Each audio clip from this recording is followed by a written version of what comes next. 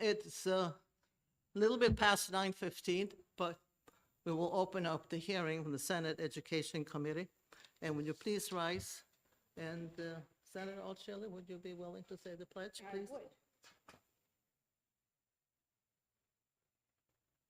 I pledge allegiance to the flag of the United States of America and to the republic for which it stands, one nation, under God, indivisible, with liberty and justice for all. Thank you. Okay, so we'll open the hearing, and the first bill is Senate Bill 532. And Senator Altshuler is the prime sponsor.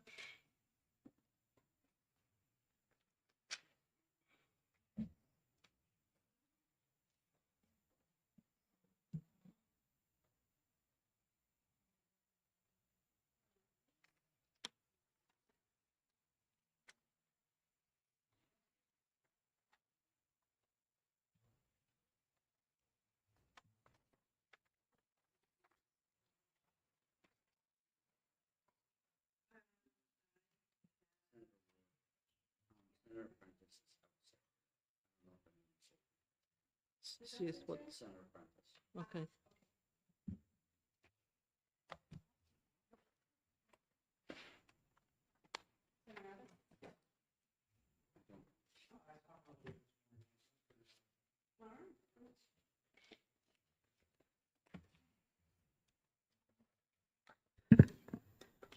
Good morning. Good morning. Thank you, Chairwoman Ward, honorable committee members. For the record, my name is Deborah Altshuler. I represent Senate District 24, which includes the towns of Exeter, Greenland, Hampton, Hampton Falls, Northampton, Stratham, and Rye. Senate Bill 532 increases the requirements of the Education Freedom Savings Account Oversight Committee and modifies the purpose of the committee. In 2021, when the legislature first wrote the EFA program into the New Hampshire state budget, it allowed for families with incomes of up to 300% of the poverty level to direct a portion of the funds spent by the state for their child's education to private school tuition, online learning programs, or homeschooling expenses as they chose. On October 4th of 2021, the Children's Scholarship Fund was selected by the New Hampshire Department of Education and confirmed by the New Hampshire Executive Council to administer the EFA program for its inaugural year and continues to manage the EFA program today. The Education Freedom Account program, established in 2021, had a clear promise to provide educational alternatives for families who needed them. At that time, the program served 1,635 students at a cost of $8 million. The legislature, recognizing the importance of accountability for public funds, wisely, established an oversight committee in RSA 194-F:12 to monitor implementation and recommend legislative improvements. 4 years later, the EFA program has grown exponentially. We now have over 10,500 students at a cost exceeding $52 million annually, a more than six-fold increase in expenditure. The program is currently $12.3 million over budget. This underscores why robust oversight is more critical now than ever. Between December 2024 and November 2025, the Statutory Oversight Committee did not meet, not once. This exposed a structural deficiency in current law. When meeting frequency is discretionary, meetings become optional. When meetings are optional, oversight disappears. During that year, without meetings, significant developments occurred. The program expanded to universal eligibility. Enrollment continues to climb, and the budget overrun grew. And the public, whose tax dollars fund this program, had no window into how their money was being spent or whether the program was achieving its educational goals. This bill makes for 4 common sense changes that transform discretionary oversight into mandatory accountability. First, it clarifies that the committee shall review student data, eligibility requirements, and EFA expenditures. This is not an expansion of power. It codifies what effective oversight inherently requires. And I want to be clear, we are discussing aggregate data, the kind already published by the Department of Education for every other educational program in this state. If the committee finds it helpful, I would welcome an amendment explicitly stating aggregate student data to eliminate any ambiguity about privacy protections. Second, it requires monthly meetings. Some have suggested that this is too frequent, and I would ask you, is monthly oversight too much for a $52 million program serving 10,500 children? Every school board in New Hampshire overseeing far smaller populations meets monthly or more. The SAU 19 school board serving roughly 10,000 students like our EFA program meets twice monthly. This is not burdensome. It is a standard practice for responsible stewardship of public education dollars. Third, this bill requires meetings to be live streamed and recorded on the General Court website, such as we are doing here. This brings the EFA Oversight Committee into alignment with our standing legislative committees. It serves the public's constitutional right under Article 8 to access government proceedings, and practically, it allows working families, educators, and concerned citizens across New Hampshire to observe their government in action without driving to Concord or missing work. Fourth, it requires agendas, minutes, and reports to be posted centrally on the Department of Education website. Currently, there is no systematic public access to these documents. This provision simply ensures that New Hampshire citizens can find information about this program as easily as they can find information about their local school district. We ask for a great deal of transparency from our public schools. We require them to publish budgets, post meeting minutes, and in most places, live stream board meetings. We require a report of test scores and justify every expenditure. These requirements exist because public education is funded with public money, and the public has a right to know how their dollars are being spent and what outcome they produce. The EFA program is funded with the same public money. The families participating in this program are New Hampshire families, and their children deserve the same quality oversight that we provide to our students in traditional public schools. This is not about politics or ideology. It's about equal accountability and for equal public investment. The EFA program is accessed by slightly over 10,000 students, comparable both to Manchester and Nashua's enrollment, and its oversight committee went an entire year without meeting once. This cannot stand. I have heard concerns about student privacy.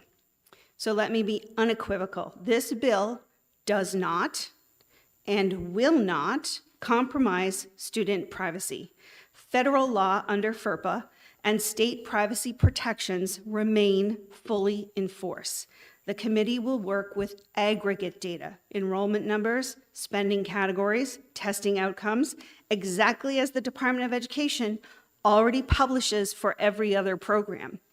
If clarifying language strengthens this protection, again, I welcome an amendment. I have also heard that monthly meetings may be challenging for member schedules. The committee only has 5 members. With advanced scheduling, this is entirely manageable, and I can say this with authority because I used to serve on this committee.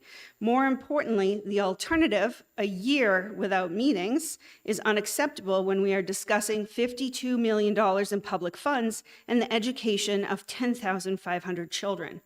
This bill does not create new powers. It creates accountability for existing powers. It does not impose unusual requirements. It imposes the same transparency standards we expect from every school board in New Hampshire.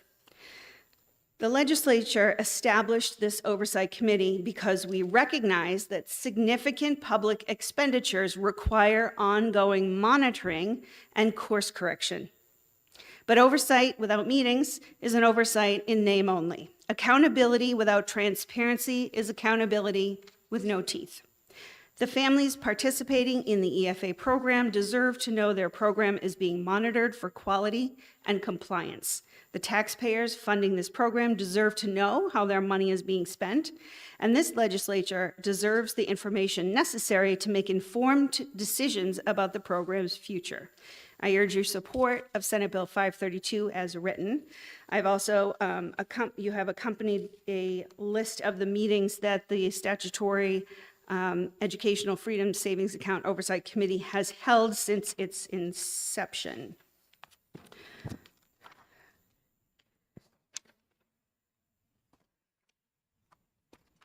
I welcome any questions. Thank you, Madam. Any questions Chair. from the committee members? Seeing none, thank you very much. Thank you. Now I'm calling Peggy Balboni.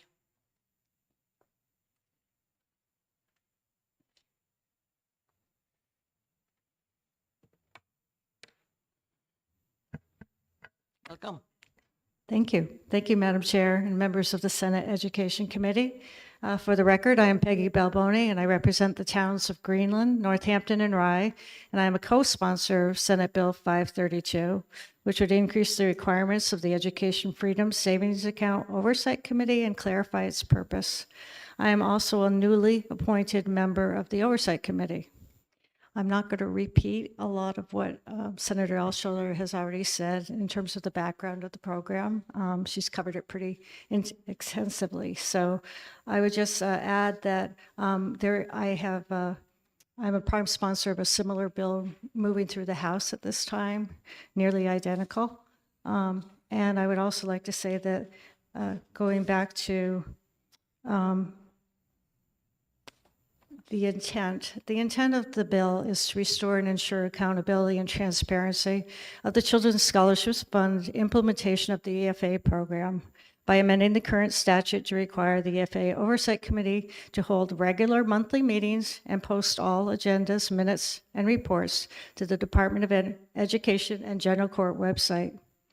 Furthermore, all meetings would be broadcast live with a link to the streaming on the General Court website. Currently, that information is not readily accessible. The public should be aware of where and how their tax dollars are being spent. This legislation does not pose any changes to the current operation of the program by the Children's Scholarship Fund, nor the Department of Education. It merely clarifies the role of the Oversight Committee and facilitates the ability of the public to gain access to important information about the program. Standing House and Senate meetings are already live streamed, and since the EFA Oversight Committee meets in the same facilities, the availability of technology is not an issue. While the current chair has indicated he is open to recording the meetings, it should not be up to the discretion of a subsequent chair of the committee whether or not to do so.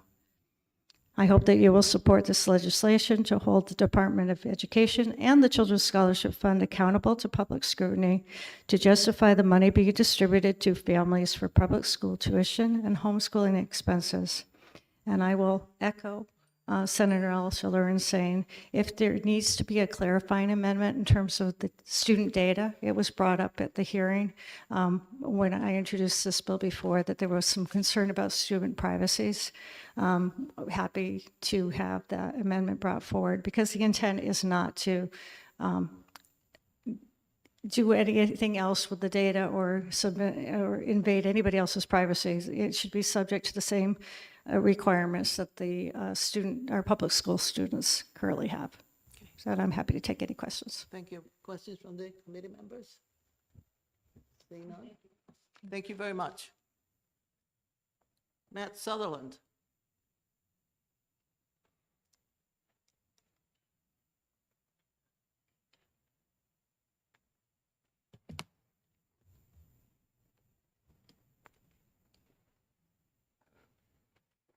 Welcome. Hey, good morning. Good morning. Thank you for allowing me to speak. My name is Matt Sutherton, for the record, and I am the Director of Policy and Compliance at the Children's Scholarship Fund.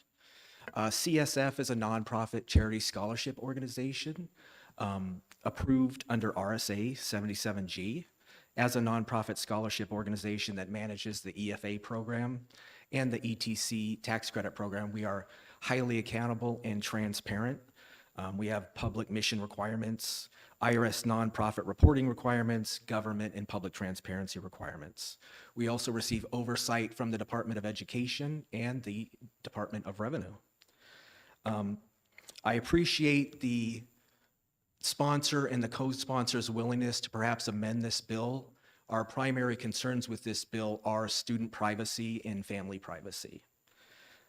I won't speak about the other sections of the bill, but I think at a minimum, we would want, I think that families would want to see student data eligibility requirements and EFA expenditures defined in the bill so that they would know that their personal financial information and their student information is well protected.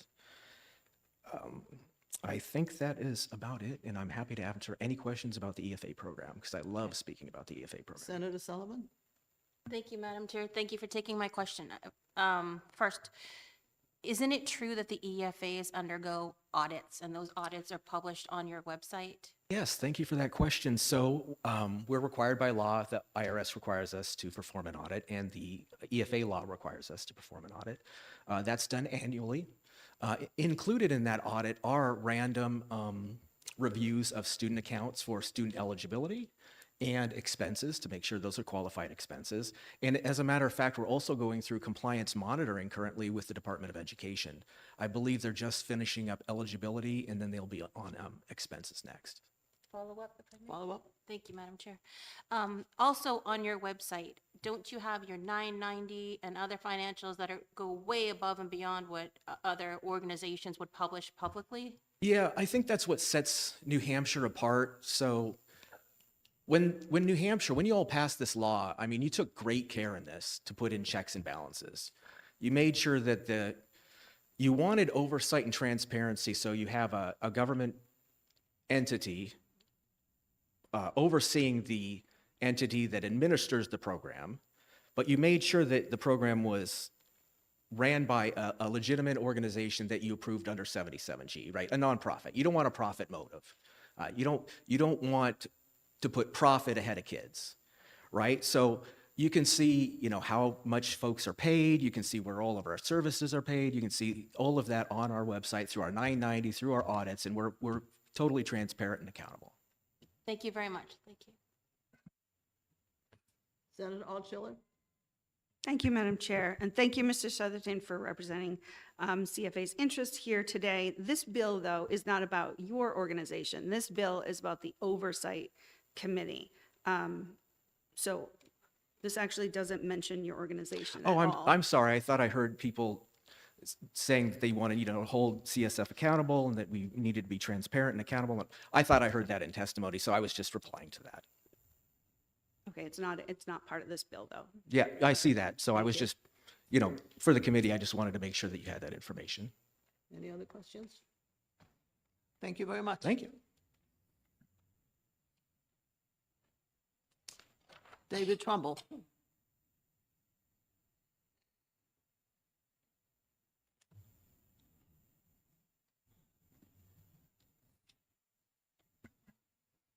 Good morning, Madam Chair and committee members. My name is David Trumbull. I'm from the town of Ware. I support this bill for a few reasons.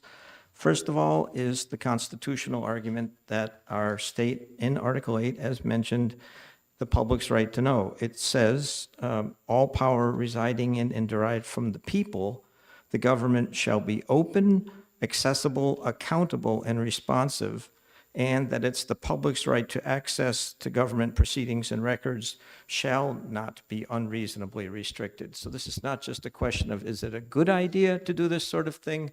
There's a constitutional issue involved here. Second is that this oversight committee is the only group of elected officials in the state that oversee the EFA program. There is a nonprofit organization who has to be incorporated in the state. There is some work at the DOE that they are administrating it, but those are not elected officials. The only elected officials in the state that oversee this program is this oversight committee. There are 200 school boards in this state that generally have about 5 people on them. They are all elected officials overseeing the public schools. This oversight committee should be considered essentially as the state's school board for the EFA program. That committee of 5 people are the only elected people in the state who will look at it. So as has been said, frequency, 200 school boards manage to get together 10 to 12 times a year. This board should be getting together more than once a year.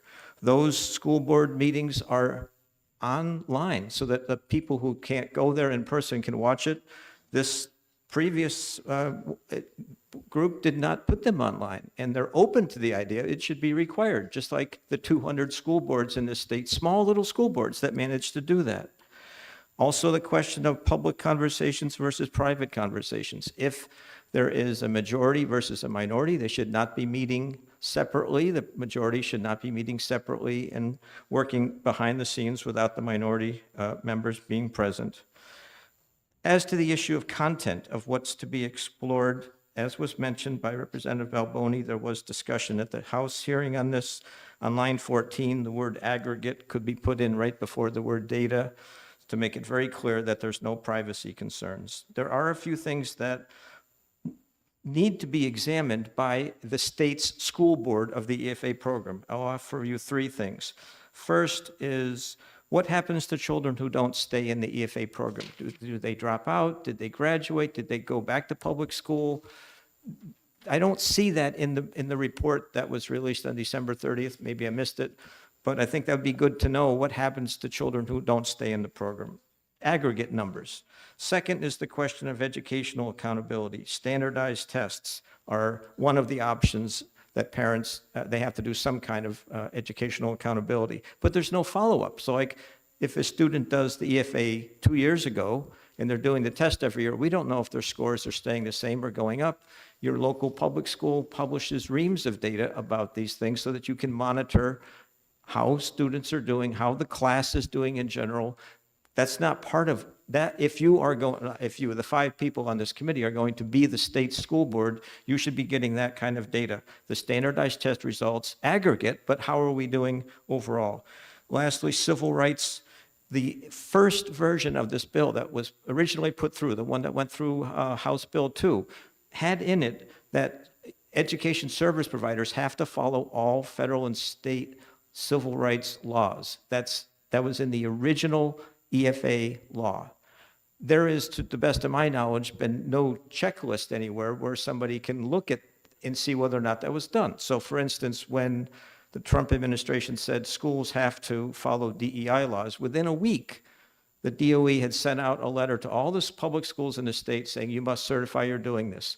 There should be something comparable for the education service providers in the EFA program. Are you complying with all of the state and federal civil rights laws? And that should be posted information available to the public. Again, constitutionally, the public has the right to know.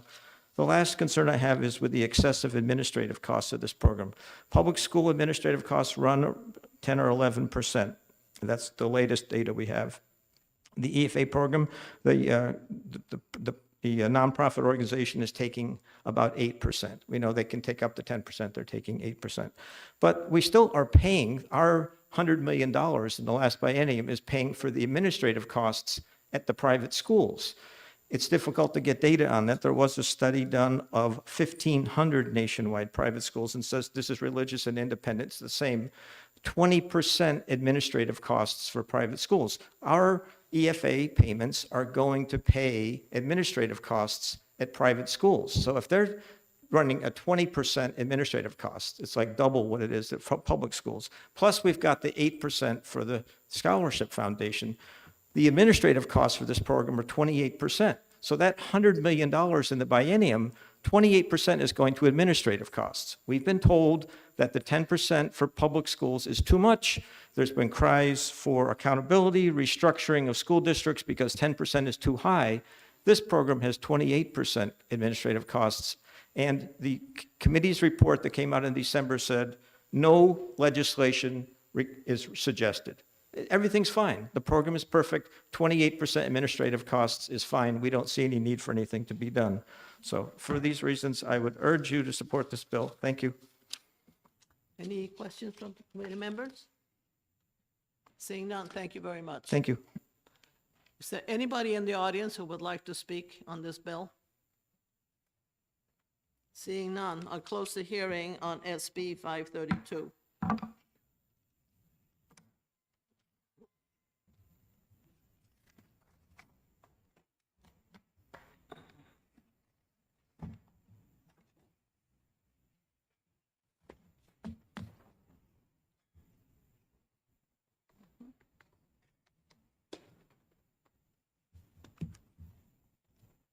Next, we have Senate Bill 533, and the prime sponsor is Senator Altshuler.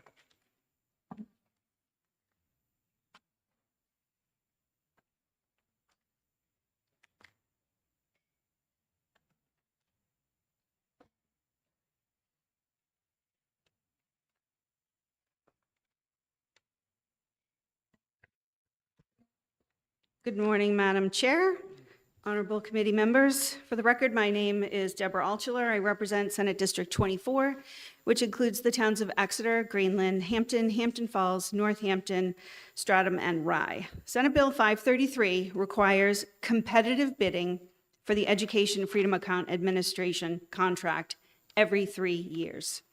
On July 14th of 2021, when Commissioner Edelblut requested Governor and Council approval for the initial sole source contract with this Children's Scholarship Fund, he made an explicit promise. Let me quote directly from his letter. It is the intention of the Department of Education to offer a competitive bid process to attract one or more entities, including the Children's Scholarship Fund, to provide these services in future years. End quote. That was 5 years ago. The competitive bid process never happened. To be clear, this is not a criticism of Commissioner Edelblut or the current commissioner. Without a statutory requirement, successive commissioners have no obligation to honor their own promises or their predecessors' intentions.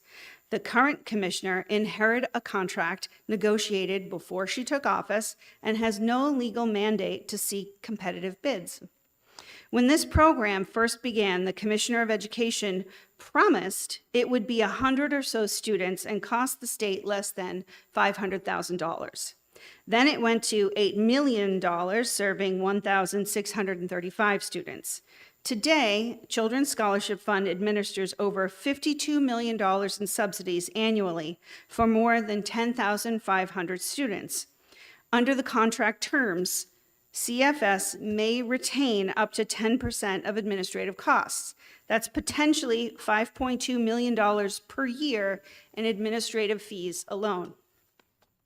This is one of the largest service contracts the Department of Education manages. Yet it has operated for 5 years without a single competitive bid process. Competitive bidding is not a radical concept.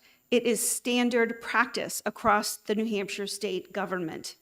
When we contract for road construction, IT services, facilities management, or consulting services, we require competitive bids.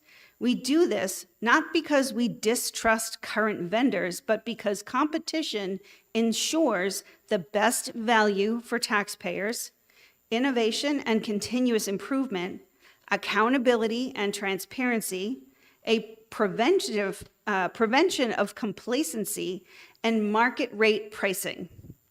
Why should a $52 million educational services contract be exempt from the same standards we apply to far smaller contracts?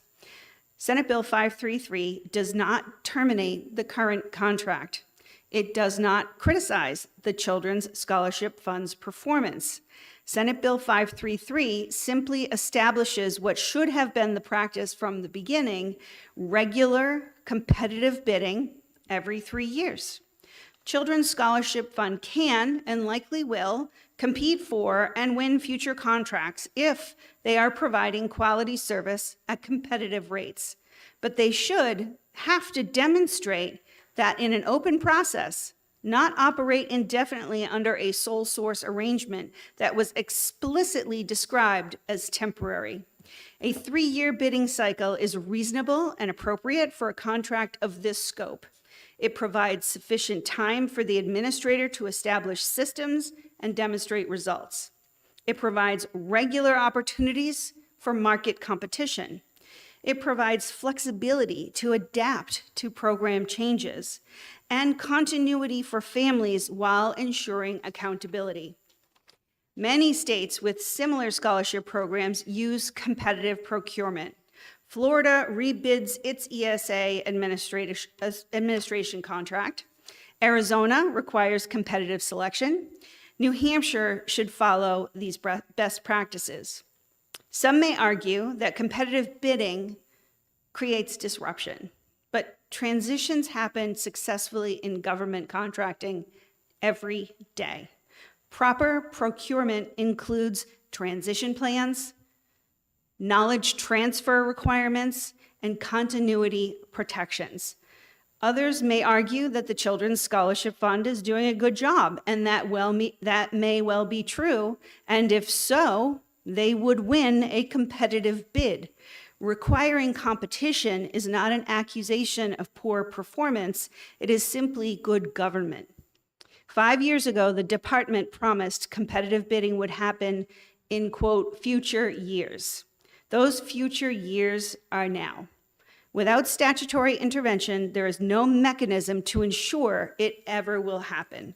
This legislature has a responsibility to ensure that large public contracts, especially those involving education and children, meet the same standards of accountability and transparency we expect everywhere else in state government. Senate Bill 533 does not question anyone's intention or performance. It simply requires that a $52 million annual contract be awarded through the same competitive process we use for far smaller expenditures. I urge your support for Senate Bill 533 with a recommendation of ought to pass. Thank you. Thank you. Any questions? No questions. Thank you very much. Thank you. Representative Balboni supports the bill, but she does not wish to speak. Matt Sutherland, do you want to address anything else? Okay. It has to do with the competition of the contracts. Okay. We'll wait for that later on. Do you want to speak now? No. Okay. Okay, fine. Is there anybody else in the audience who wish to speak on Senate Bill 533? If not, this concludes the hearing on Senate Bill 533.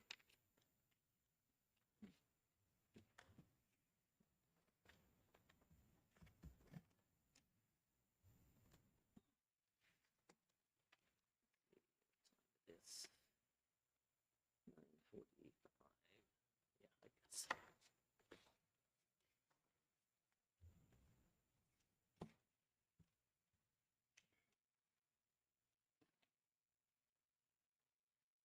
Okay, that brings us to the next bill, which is Senate Bill 576. And Senator Altschuler is the prime sponsor.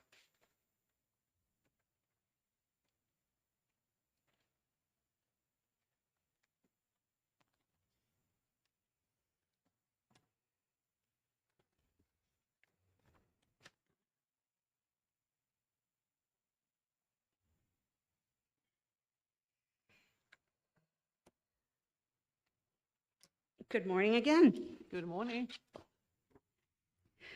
Thank you, Chairwoman Ward and honorable committee members. For the record, my name is Deborah Altschuler. I represent Senate District 24, which includes the towns of Exeter, Greenland, Hampton, Northampton, Hampton Falls, Rye, and Stratham. Senate Bill 576 adds definitions and reporting requirements relative to education freedom accounts.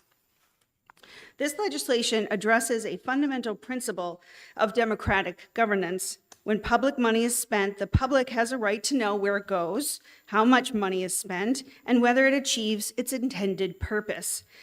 Should not be a controversial proposition. It's the bedrock of accountability for transparent governing. The Education Freedom Account program distributes over $52 million annually in taxpayer funds. $12.3 million over budget this current year alone. In just 4 years, the program has grown from serving 1,635 students at a cost of $8 million to serving 10,510 students. 85% of current recipients have never attended public school. What began as an assistance program for low-income families with struggling students has expanded to universal eligibility. allowing wealthy families to use tax dollars for private school tuition and homeschool expenses. I want to be clear, this bill does not challenge the program's existence or the right of families to choose alternative education. What it challenges is the extraordinary lack of transparency and accountability surrounding how these public funds are administered and spent. Let me share this troubling pattern that has emerged that now necessitates this legislation. From November of 2024 to December 16th of 2025, over 13 months, the Education Freedom Savings Account Oversight Committee, created by statute to monitor this program, did not meet once. During this period, critical information simply disappeared. Vendor expenditure reports that had been publicly available were removed from the Children's Scholarship Fund New Hampshire website. The public was left in the dark about how millions of dollars were being spent. When these reports finally resurfaced on December 30th, 2025, they had been significantly redacted. The organization claimed that this was necessary to protect vendors from harassment. This is where I must address misleading newspaper accounts and statements made by the leadership of CFS of New Hampshire.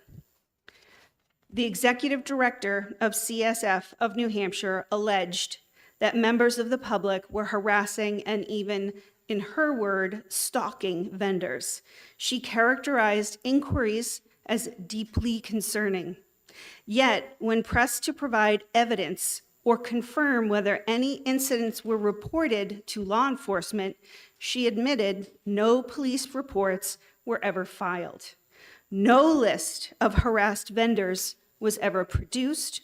No documentation of threats or harassment was ever shared. So what actually happened?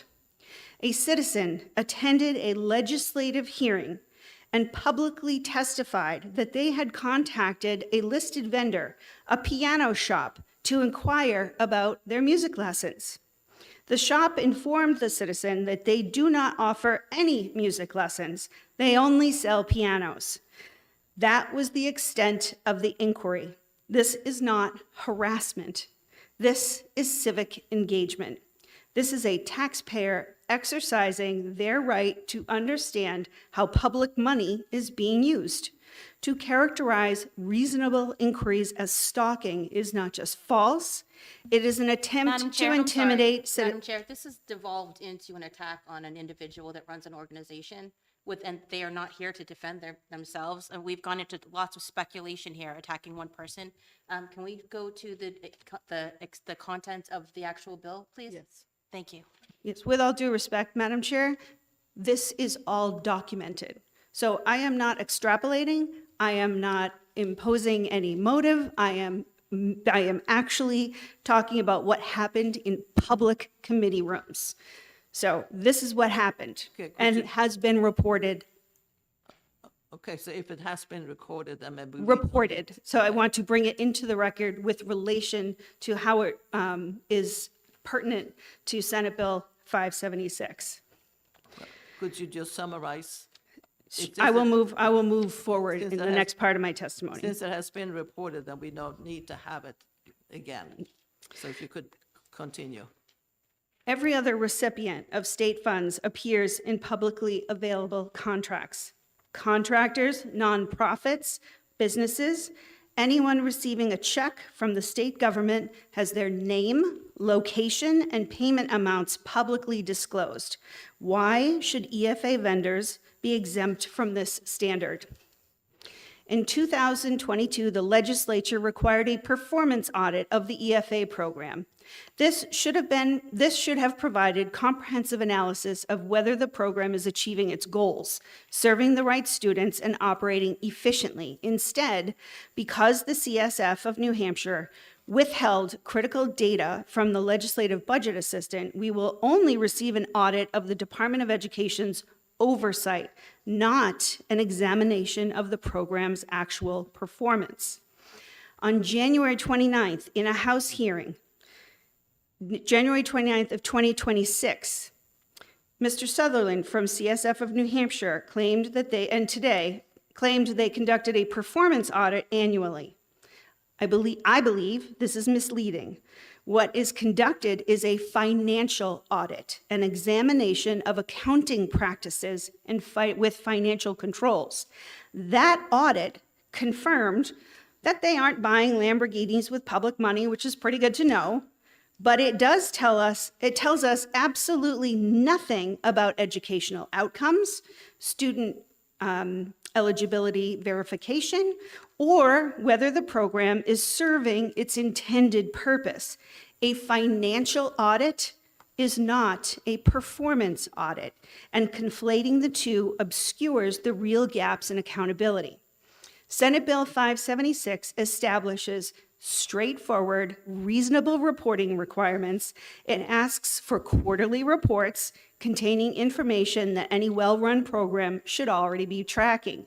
How many applications were submitted, approved, withdrawn, how funds are distributed across vendors and expense categories, basic demographic information about students served, which methods of educational attainment students are using, how eligibility is verified for differentiated aid, administrative costs as a percentage of total funding.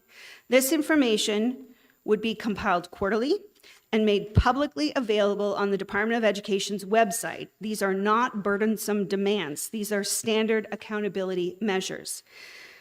Some have claimed that this creates duplicative reporting. The current fact sheets from the Department of Education provide only aggregate high-level data. They don't show vendor expenditures. They don't track which students previously attended public versus private school versus homeschool, and don't provide the detailed accountability that $52 million in annual spending demands. I have heard that a couple of people worry about the student privacy under FERPA. So again, this bill explicitly requires aggregate data only consistent with existing privacy protections.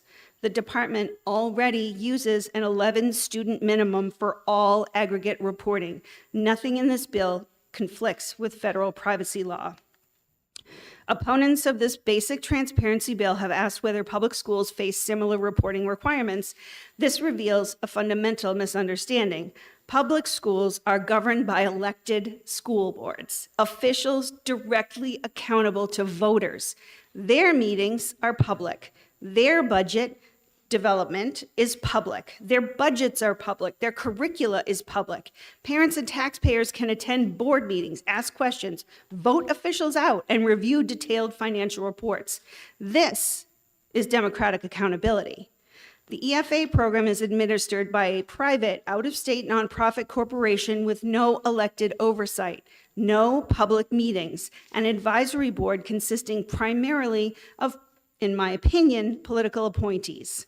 When citizens ask basic questions about how their tax dollars are being spent, they're accused of harassment. When legislators request data for a mandated audit, critical information is withheld. This is not equivalent accountability. This is opacity masquerading as efficiency. Government transparency is not optional. It's not a courtesy. It's an obligation. When New Hampshire families send their children to public schools, they know schools must meet state standards, report achievement data, and account for every dollar through elected boards and public budgets. Those who advocate for educational choice often argue that competition and transparency improve all schools, yet they resist applying those same principles to the choice programs themselves. Senate Bill 576 does not impose unreasonable burdens. It does not violate privacy. It does not threaten the program's existence. It simply requires that a program distributing $52 million annually in public funds meets basic standards of transparency and accountability that we demand from every other recipient of taxpayer money. The public has a right to know how their money is being spent. Legislators have a right to know the information necessary to conduct meaningful oversight, and New Hampshire taxpayers deserve a program administrator that welcomes scrutiny rather than obstructs it obstructs it with unsubstantiated claims of harassment. I urge this committee to recommend Senate Bill 576 ought to pass. And thank you. Thank you, Senator Altschuler. Any questions from the committee members? Seeing none. Thank you. Thank you. Peggy Balboni?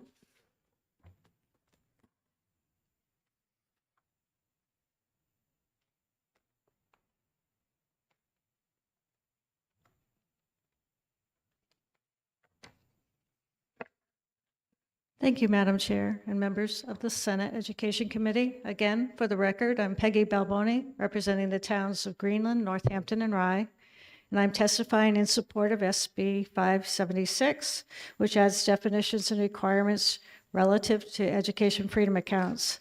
I'm also the prime sponsor of HB 1578, a similar bill that was heard in the House Education Funding Committee on January 29th. Again, I'm not going to repeat some of the facts and background that Senator Altschuler has already given to you.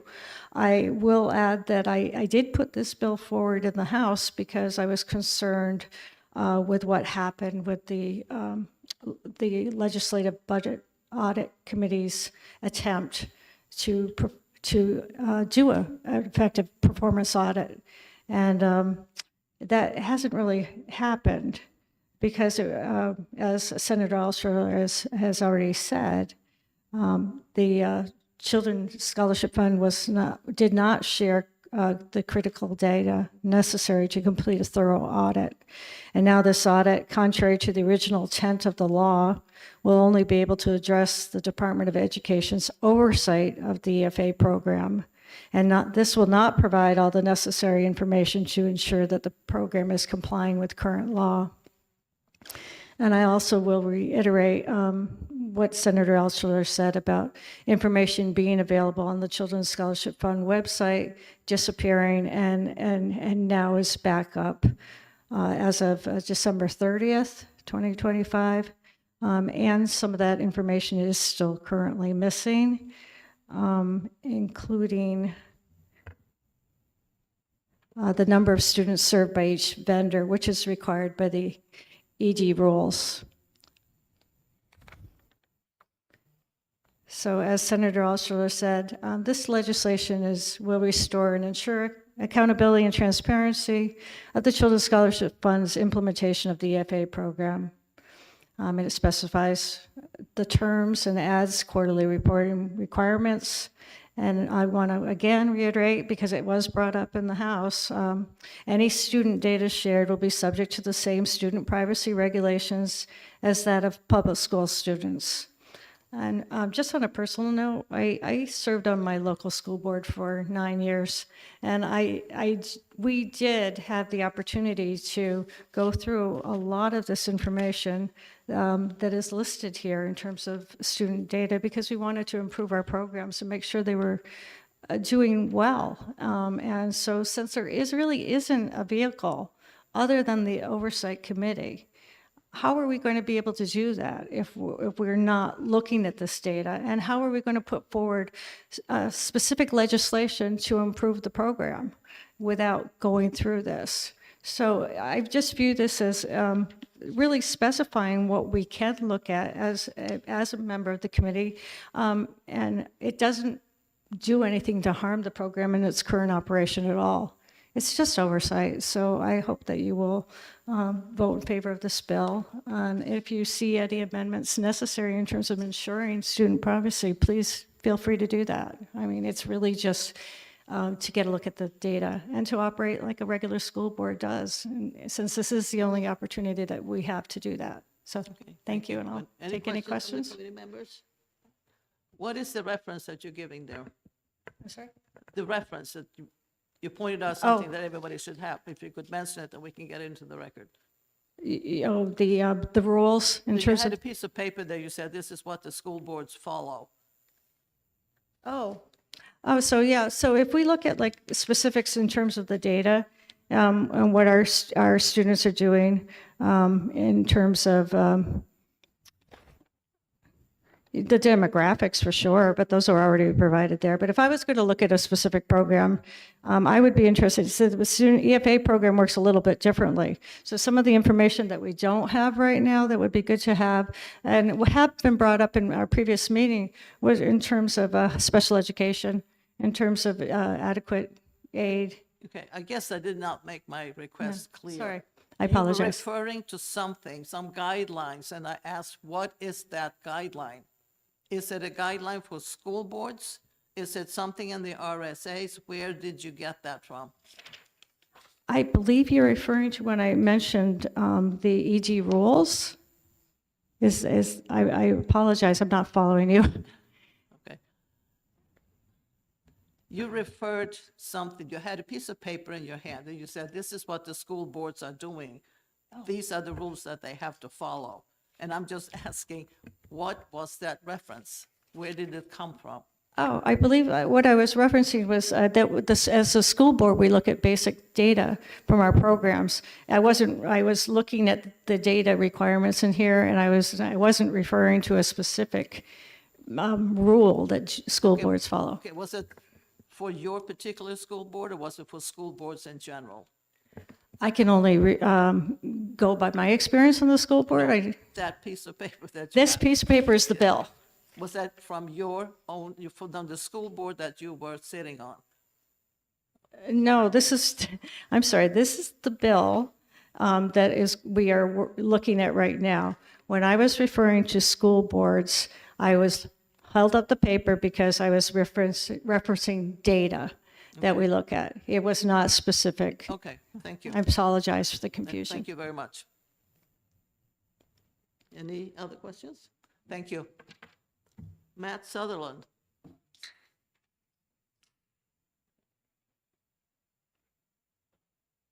Sutherton, not Sutherland. I'm sorry. Close enough. That's Kiefer. That'd be Kiefer, not that. Welcome again. Yes, good afternoon, good morning. It blends into days when there's 10,000 students. Thank you for the record. My name is Matt Sutherton, Director of Policy and Compliance at the Children's Scholarship Fund. We have a few concerns with this bill. Before that, I'd just like to clear up some issues for the committee. I think it might be helpful. At no time were we asked for information that we did not provide to the LBA. Again, the Department of Education is the oversight entity of us. Any information that they request, we have to give to them within 45 days. So I hope that clears that up.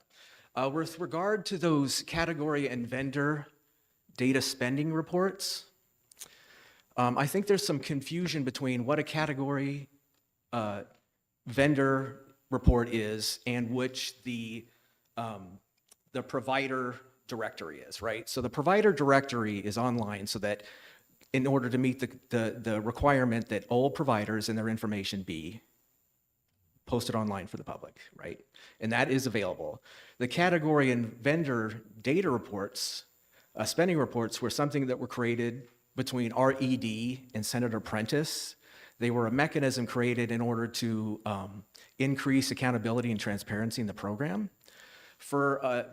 As the sponsor said, and it's true, those reports were taken down for a period of time, and they were taken down for a period of time, frankly, just out of an abundance of caution for the safety and security of providers and for students. So living in this polarized time, words have consequences, right? We know words have consequences, things happen. And we didn't know how much to report to the department in terms of threats that providers were receiving, concerns for parents. So we needed to step back and think of a way, how can we present this data to the public? Because remember, these reports were widely disseminated among all of the committees. They were given to the Legislative Oversight Committee. They were given to both of the House Education, Senate Education. They were in the news, right? The Concord Monitor. They had databases of these reports. So this data wasn't being hidden.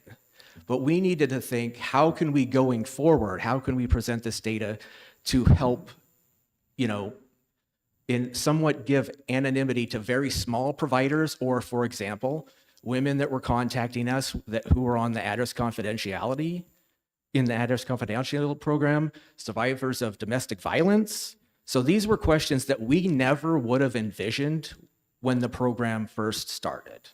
But we're living in an age where 4 years of toxicity and misleading, you know, I mean, I have a curated book here of quotes, right, over the last 4 years about this program. A lot of misleading lies, or let's just say it's not accurate, right? So we had to step back, and again, we're sorry about that, but we need to just, out of abundance of caution, protect those students and those providers. So they're back online. For small providers, you know, we used a process similar to what the Department of Education does. They don't report data for small schools in certain settings under 11 students, right? So what we did is we abbreviated the names for sole proprietors, you know, so MS, Matt Southerton and I would be MS on that report, and every penny is there that they receive. And we should remember that at the end of the year, every single penny is reconciled with the Department of Education. So I wanted to clear that up because that seemed like, you know, a big issue. So again, with this bill, we think that there's significant duplicating of efforts, and that a lot of this great information we report to the DOE, I believe it's 7 times per year. There's considerable duplicating of efforts that we think could increase the cost of the program. Again, our mission is to serve kids. CSF raises millions of dollars as a organization, a nonprofit charity scholarship organization approved under RSA 77G. CSF raises millions of dollars for New Hampshire students. And we want our administrative rate to just keep going down and going down and going down so that more money can go to those students. It's currently 7.83% for the EFA program. And we are concerned about that. And we also know that, as the senator mentioned, the Department of Education puts out a wonderful fact sheet that has a lot of the data that you're requesting here, and they might have, you know, other data. With regard to the student privacy concerns, we really believe that if this were to go forward, that we really would request that you protect those parents and those students and clearly define what this committee will be looking at or what they would have access to. Because again, this is a very polarizing time, and there are a few technical considerations, but I won't go into those. I think I've taken up too much of your time already. So, and I'm happy to take any questions. Senator Sullivan.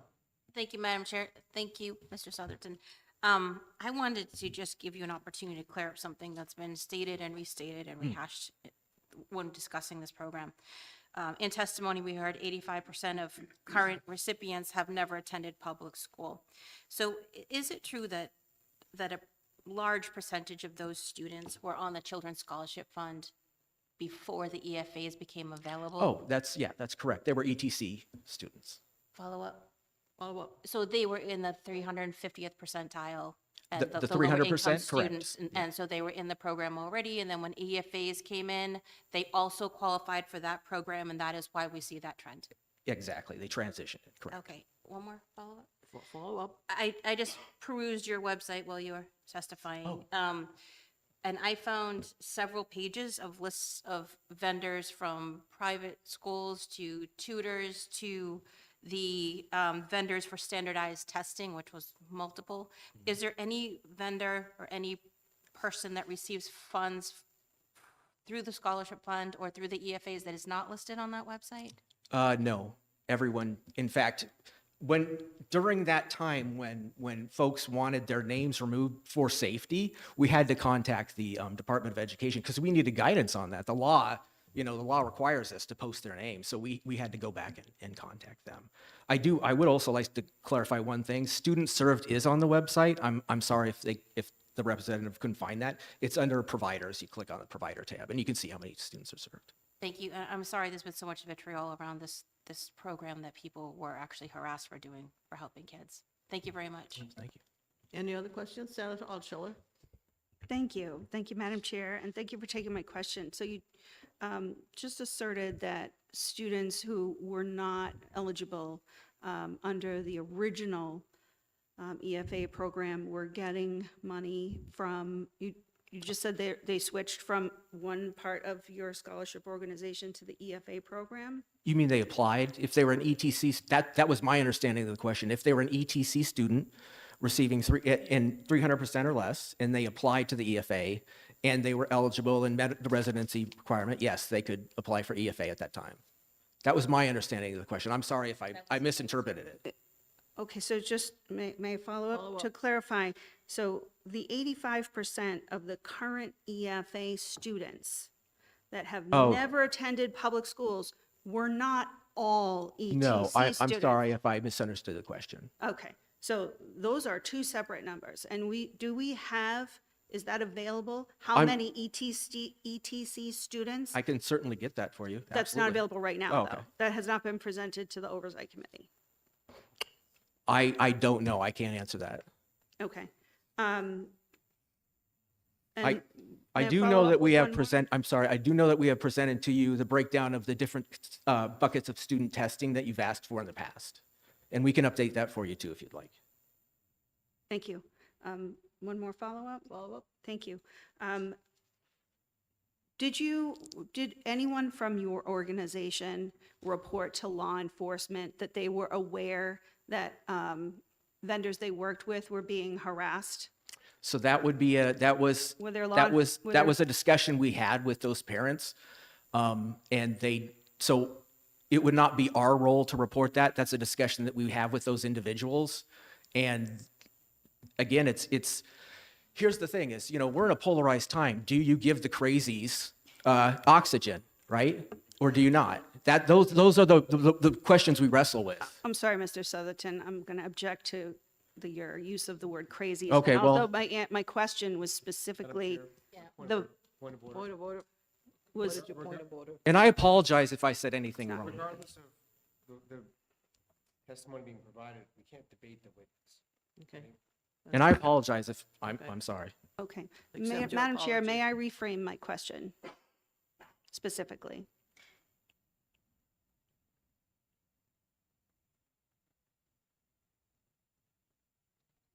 Madam Chair? No, Oh, no may law I- enforcement may I was not reframe- contacted, reframe to my question? knowledge. Okay, you reframe your question. Okay.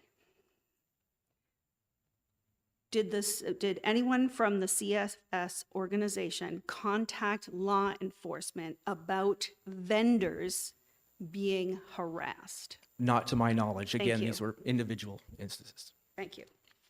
Senator Sullivan? Just for clarity, Mr. Southerton, I did not ask you if 100% of the students using EFAs were part of the original scholarship program.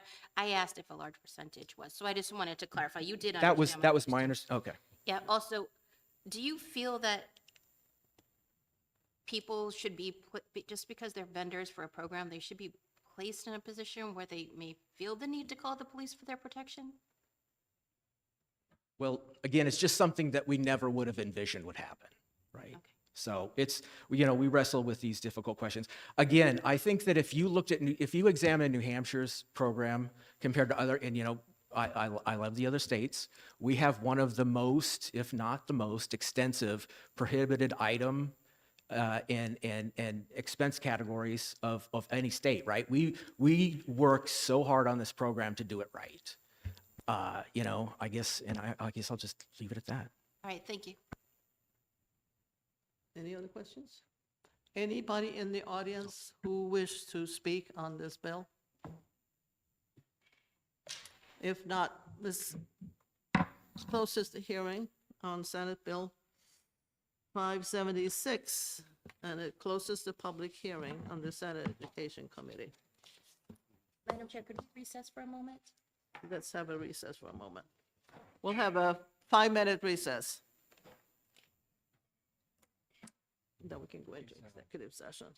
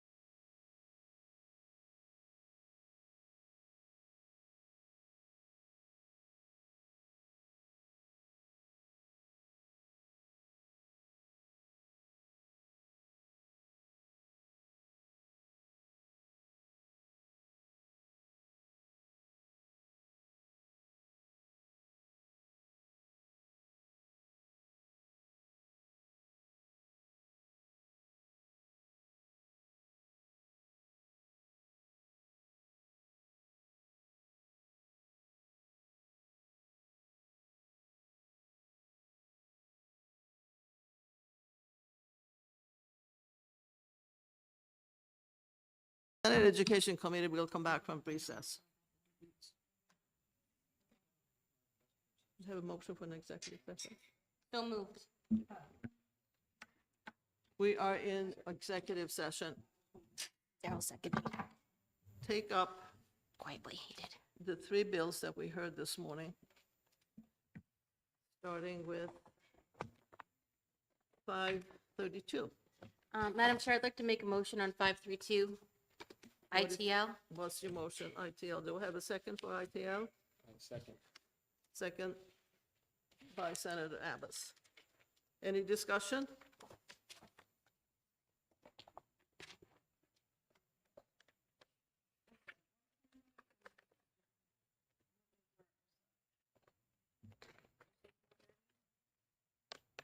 Any discussion on ITL? Madam Chair. 532. 532.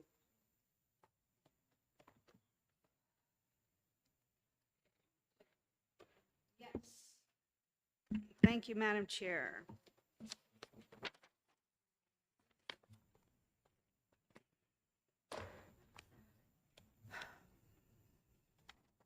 May I speak, Madam Chair? Yes, you may. Okay. So, not sure where the ITL is coming from when we want to keep the committee as accountable as possible to all of our constituents, which are the people of New Hampshire, and that it shouldn't be a big ask to produce agendas, minutes, and reports in a place where the public can find it. Right now, not everything is even available through the website. And requesting monthly meetings and that it be broadcast or recorded for YouTube, also not a big ask. So I'm curious as to what seems insurmountable to my colleagues. Well, I can respond to some of it. Yeah. The Oversight Committee has had a rough time from the beginning. It started, and then the chair left for another job, and there was an opening, and there was a lot of discussion back and forth who was going to take over. And then, as I explained before, has been hard to get the committee together because everybody has different time slots and they're not available. They go on a trip or the summer and they can't get paid. So we have made effort to have regular meetings. And I said that this past time, we did not have a meeting for a whole year because of the very schedule conflicts. So I agree, and we do need meet on a regular basis. And I think the first meeting has been set for March with the Representative Ladd. So I think we're on our way to do that. And as far as I know, we've always had an agenda, and we have reports that are produced to the entities who like the report. So I think that we are doing the best we can under the circumstances, and we are committed to continue to do our very best and to provide transparency to the public and ease of checking the website so they can find the information. So I support the ITL.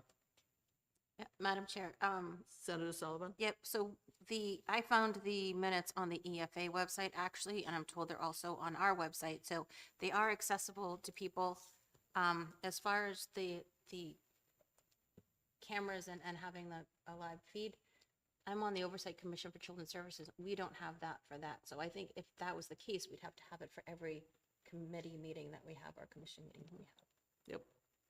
Not all the rooms are set up with cameras, so that's an issue that we could possibly deal with. And Madam Chair, if we went in that direction, that does sound expensive, so we should probably, although I'm not saying the policy is not worthy of discussing, but we Right. should perhaps, I'm talking about all committees if they're Right. going to start broadcasting. So I have an ITL and I have a second. Are you ready to vote? All those in favor of the ITL? Aye. All right. No? No, So we have an ITL of 3-1. Do you want to put it on consent? no, thank you. I object. What? I object to it being on consent. Okay. You want to take it out? Sure. Senator Sullivan will take it out.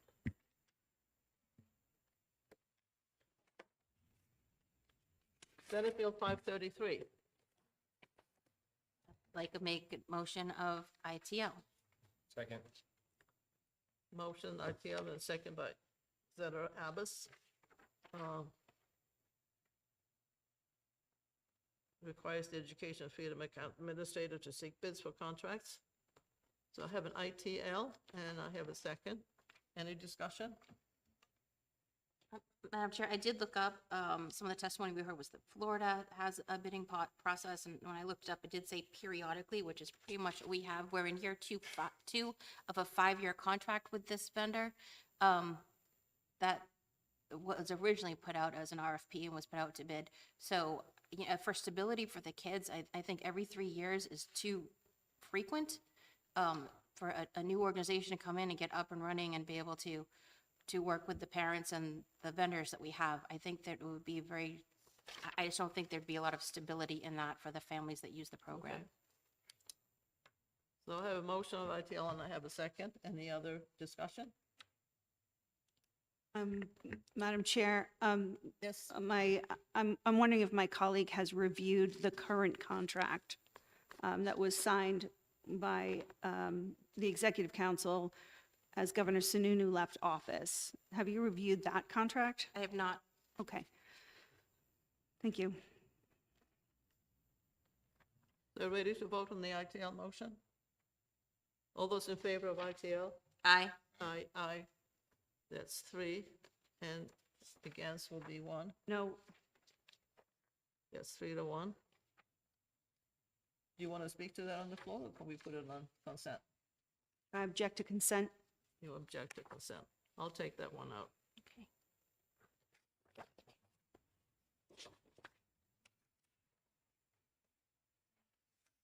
576. Senate Bill 576. Motion in expedient to legislate. I second. So I have an ITL on 576, and I have a second on that. Any discussion? Madam Chair, Senator Sullivan? this organization, or, you know, the EFAs are, everything is laid out there in a way that we don't hold anybody else accountable in this state. I mean, I can, in 30 seconds, do a Google search, get their page that has all the financials and data on there.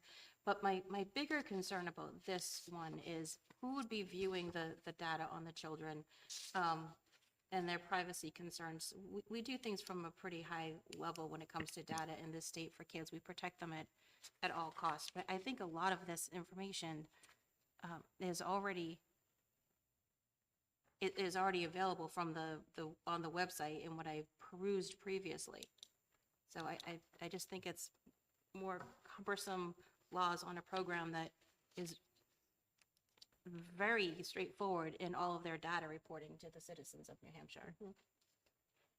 Any further discussion? Senator Abbas?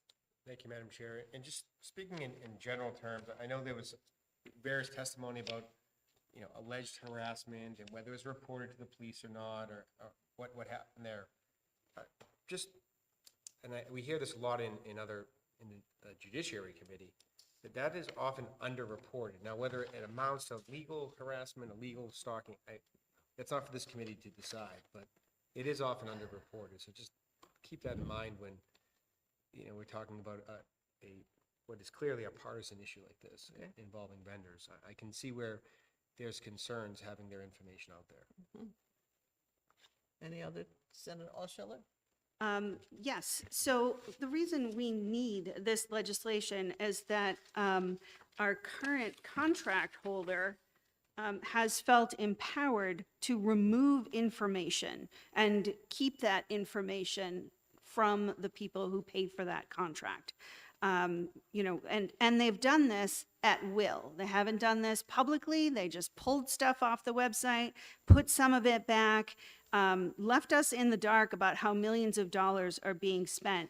And I want to correct, and I will provide you with all of the newspaper and website reports on this.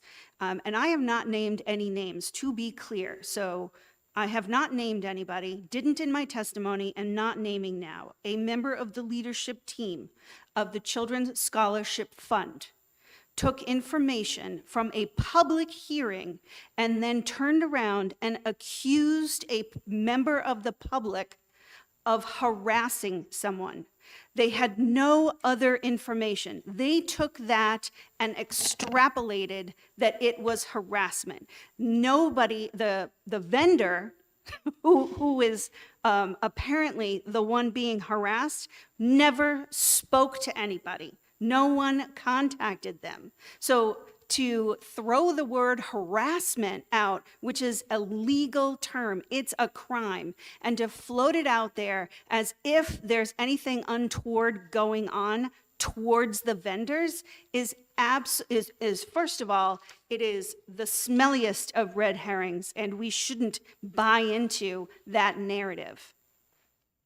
Madam Chair, I believe one instance is being extrapolated from a series of incidents that actually happened. And we heard testimony from a member of the organization that said there were multiple people that had been harassed. I personally saw online, I personally saw online the comments that were being directed towards certain vendors. To say it was vitriol is an understatement. Some of these people, I am told, were domestic abuse survivors that were being threatened. And so out of a brief moment to pause the heat that was happening and to protect people that were being harassed, they removed things from the website.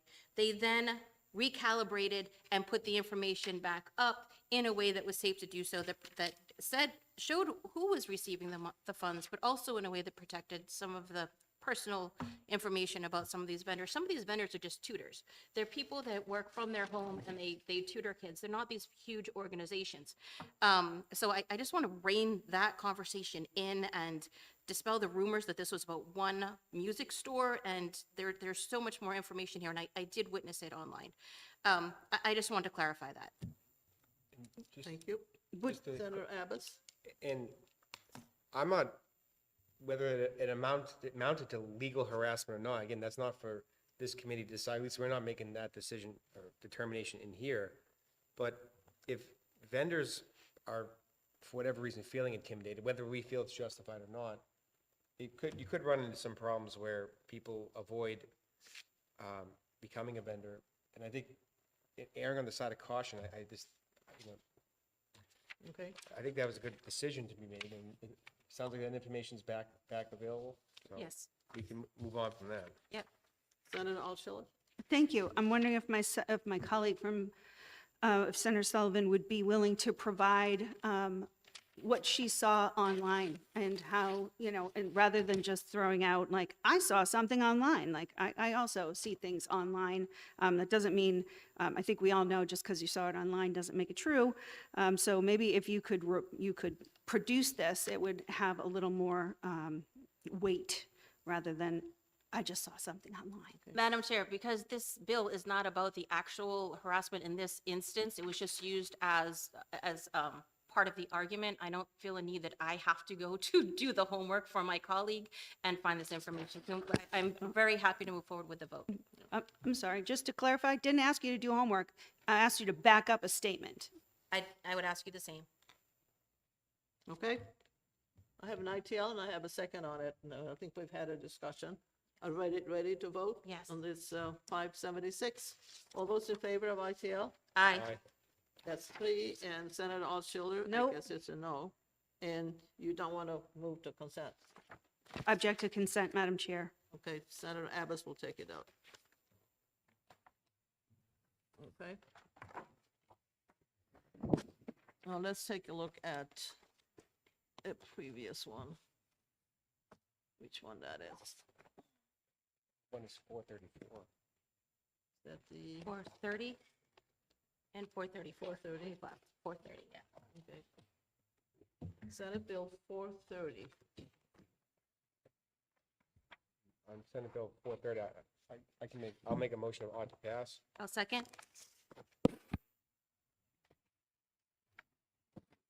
Okay, 430 ought to pass.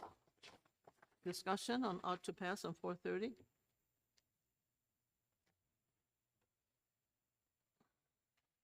Madam Chair? Senator Altshuler. Thank you. Thank you, Madam Chair. This bill is very, very troubling because it actually it tries to pit parents against teachers. So if a parent, if a parent is doing a pretty crappy job of communicating with their child and they want to take the anger in their inability to properly parent to the school and paper the school with an inquisition of every teacher or administrator that their child comes in contact with during the day with a series of questions, they're actually empowered to do this every day. And we know that we know that organizations have created social media campaigns to pepper school boards with right-to-know requests and requests that are designed merely to gum up the works. So I think that when this sets schools up for failure, first of all, because now you've got educators who are responding to these written requests from parents who seem to not be able to talk to their own children, so they have to go around and start creating an inquisition from anyone their kid has ever talked to. It will put children in danger. And we have heard from Waypoint that this bill's imminent risk exception raises serious concerns because it raises the threshold of disclosure to future imminent risk or physical harm or neglect. And educators will be reticent to report concerns under the threat of violating a code of conduct and potentially having discipline or losing their teaching license. So I think that this bill specifically throws a wedge in between the communication between teachers and parents by putting them in an adversarial role with the child in the middle. I'll be voting no for this. Madam Chair, Senator Sullivan. it is very frustrating to sit in these chambers and continue to hear parents being vilified for wanting to be partners in their children's education and seeking out information when sometimes it's difficult to get out of a child and you know that there's something wrong. Kids, especially teenagers, sometimes don't feel comfortable engaging in the conversations, even if parents ask, even if the most involved parents ask. And, we've heard about the situation in Manchester where some of these bills are the impetus of, and I believe this may be one of them. And that was a very involved parent who loved her child, who knew something was wrong, went to the school, asked for help. And sometimes kids don't tell parents everything because they're trying to protect the parents because they love them. The parent might be going through something hard and the child doesn't want to put the burden on them. And these are complex relationships. And, kids are all different too. I've got one that's a jabberjaw. He'll tell me everything about everything. And the other one, I have to ask just the right questions to pull some information out. Doesn't make me a bad parent because we have to figure out different ways to communicate. And teachers, we're told like teachers are the confided adult, right? That they're the safe person in the school for them. Shouldn't parents and teachers be partners then in the communication when it comes to the fact that teachers have these students for most of their waking hours, and parents are just looking to be partners in that and protect their children and love their children and bring them up in a healthy manner? I am just very frustrated by the attack on parents that continues to happen when this conversation comes up. Thank you. I'll obviously be voting in favor of the bill. Senator Abbas. Thank you, Madam Chair. Just looking at this in a more objective light,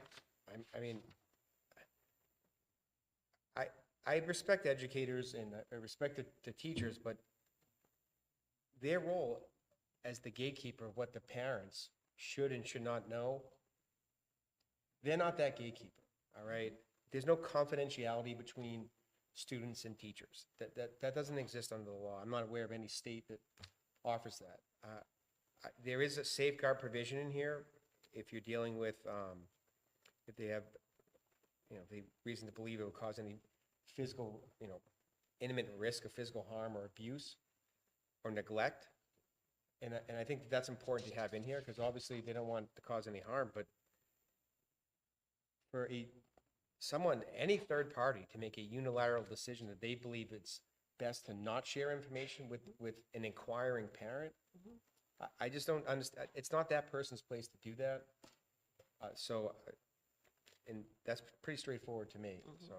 I'm Well, gonna support Senator that. Lang, when he introduces it, he is looking upon this bill as a process bill. What is the process if a parent has an issue that they need to talk about?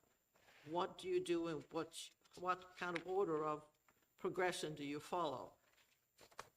That's how he was looking at. So I'm looking at this as, you have a complaint, what is the process for getting that complaint taken care of, or resolved, or adjudicated, or whatever? So that's how I'm looking at this bill. It's a process bill. And I have a hard time thinking that there's going to be a disgruntled parent who is going to annoy the teacher every day for the whole school year. Sometimes that might happen, and I think there are other ways of dealing with a situation like that than not having parents being able to get an answer to their question. And Madam Chair. Yes.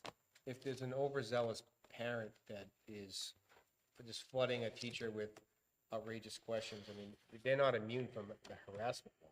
I mean, it would have to be something that really is excessive, but the law already addresses that, if that were to happen. And any parent who does that, it's unfortunate, and that they would simply ask questions just to harass the teacher. That's not Any further discussion? appropriate.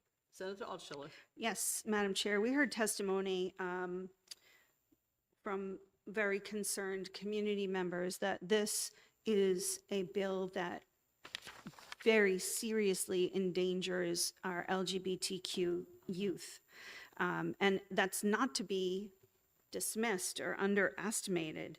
And there is nothing in this bill that protects our LGBTQ youth, and there is nothing in this bill that will, I know, I hear what you're saying, that there may be other ways to deal with overzealous parents, but that's not addressed in here. This bill lets every parent submit a request every day to every teacher, and the educators have to respond within 10 days. And yeah, there are parents who will do that.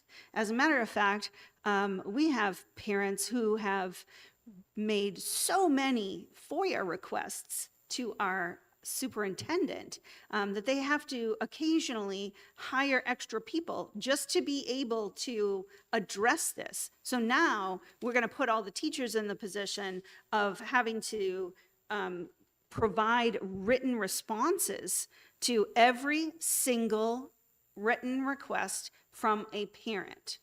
Do you believe, dear Mr. Smith, Monday, do you believe it is that my child is a member of the LGBTQ community? Tuesday, Mr. Smith, I believe my child might be a member of the LGBT community. I think my child is doing something and is friends with so-and-so. Do you know that to be true? Wednesday, Mr. Smith, this could go on and on and on, and really becomes harassing for teachers when really it is not the teacher's business to be monitoring the social lives of the students. And that's what this bill does. You may not believe that that's the intention, but that is the impact. That will be the impact. Madam Chair, we wandered into made-up scenarios. The reason that we're here is because teachers were withholding information from parents. This bill shouldn't need to be necessary, but we live in a time where apparently it is. Teachers are already mandatory reporters. If they think that a child is at risk, they have an obligation to report that, and nothing says that they can't ask the parent to come in and sit down with the guidance counselor when they give them this report if they feel like that the student is at risk. And, back in the day, I'm going to date myself now, but I had a steady boyfriend in high school. We got caught holding hands in the hallway, and my parents knew before I got home. So this isn't something new where schools are reporting to parents when they see something that they think should have a conversation at home with.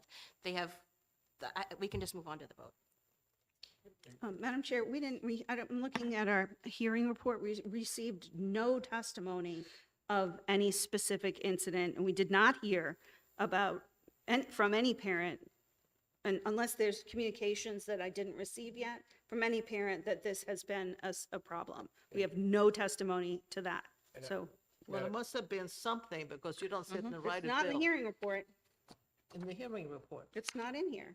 But that's quite possible, but I can see the scenario where there's, somebody has talked to somebody else about the lack of communication.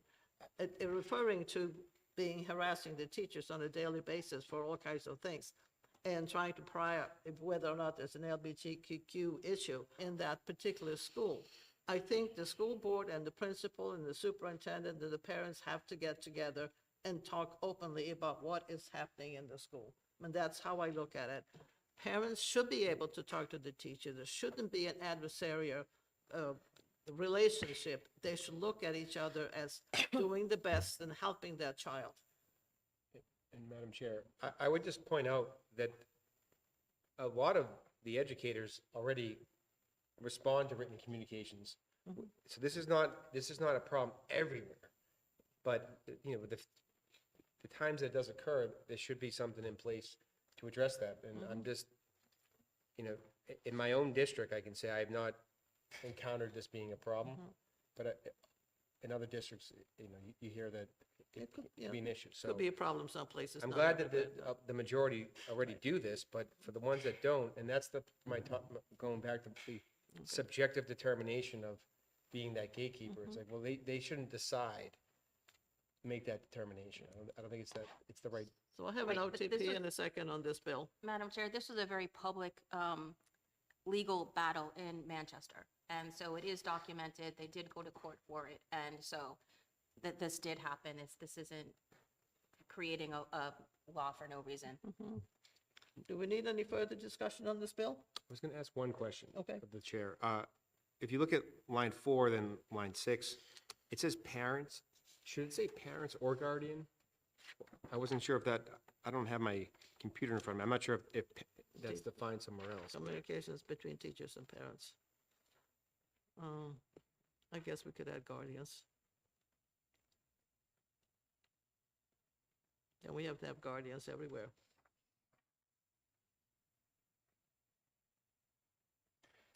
Senator Abbas, are you making a motion to amend?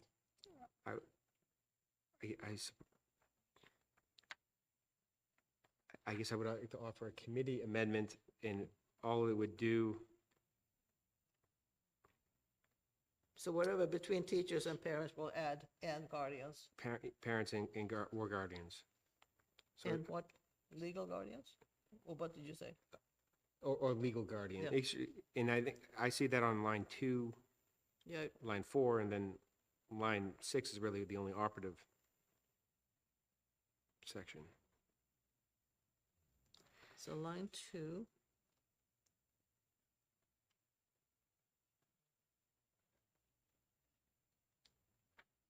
And line 6, you want to have parents or guardians? It says to respond to written inquiries by parents. You want to have and guardian, or guardians?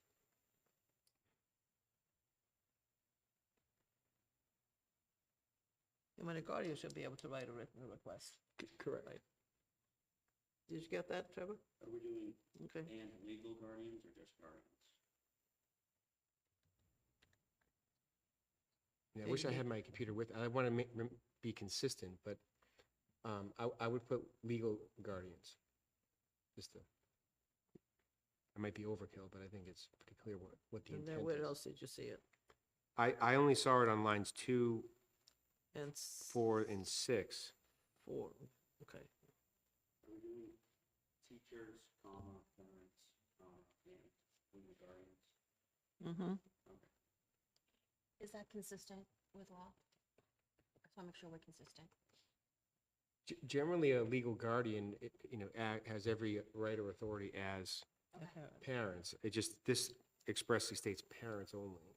Okay. I just want to So make sure I the just- wording is consistent with our other education law.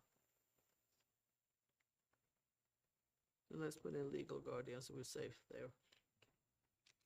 Okay, If it isn't, we can change it. do we have a committee amendment to add legal guardians in 3 places after teachers, parents on line 2, line 4, and line 6.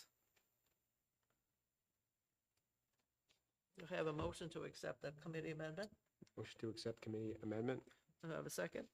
Second. I have a second. And all those in favor of adding that into it? Aye. Aye.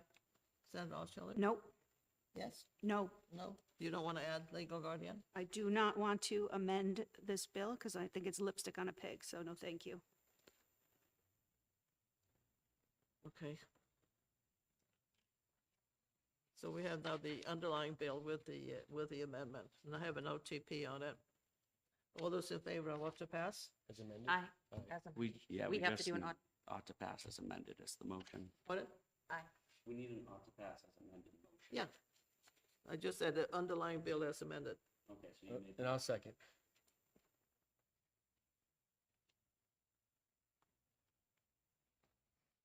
And all those in favor of OTP with the, as amended? Aye. Aye. 1, 2, 3. Senator Altshuler? Nope, Nope. No consent for you? no, thank you. Okay. Let's see, then we have 4. I'll just start with you again then.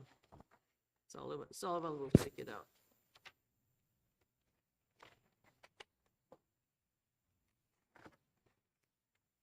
And now we have 1 more.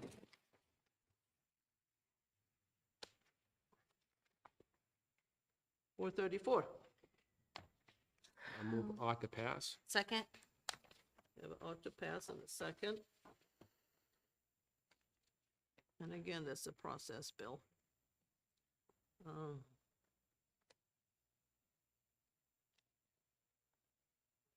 And we had a suggestion that change to, from the principal to superintendent.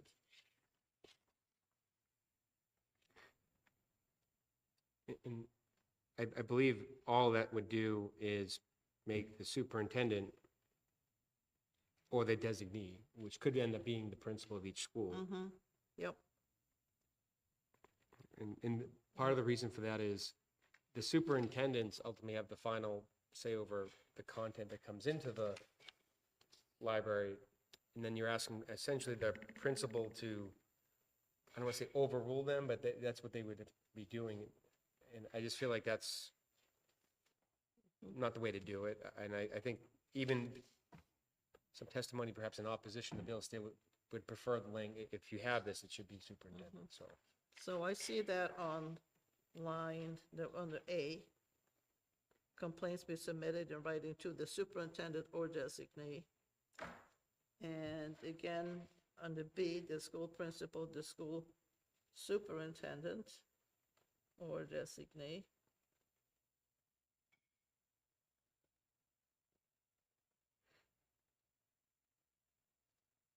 And we have it on the C, the same thing. And D. And on the next page, and under E, it's again, Okay. and then on, if you look at E2, it says principal again, as well as 3. Are you getting all of this, Trevor? Yep. Good. And you have 2, and you have the 3. So you got 2, 3. Madam Chair, are you adding superintendent and taking out or designee? We're taking out Or principal and, Just Yeah. taking out principal? Replace principal with superintendent or designee.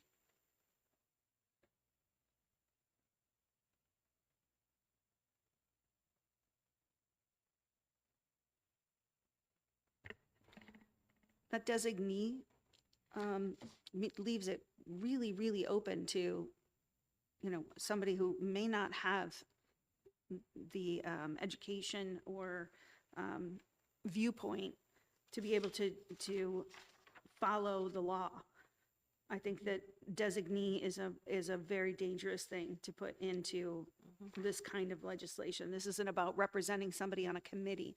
This is about making decisions on, building a burdensome complaint system.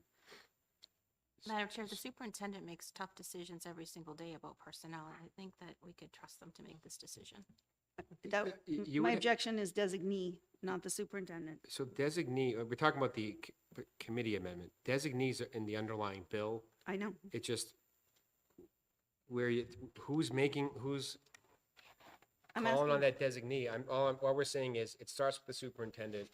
That designee could be the principal, and under this policy, if they're gonna delegate any type of task, we have to trust them to use sound judgment. I mean, we do that all the time. That's, I think that was suggested by Mr. Christina, It- that it should be changed.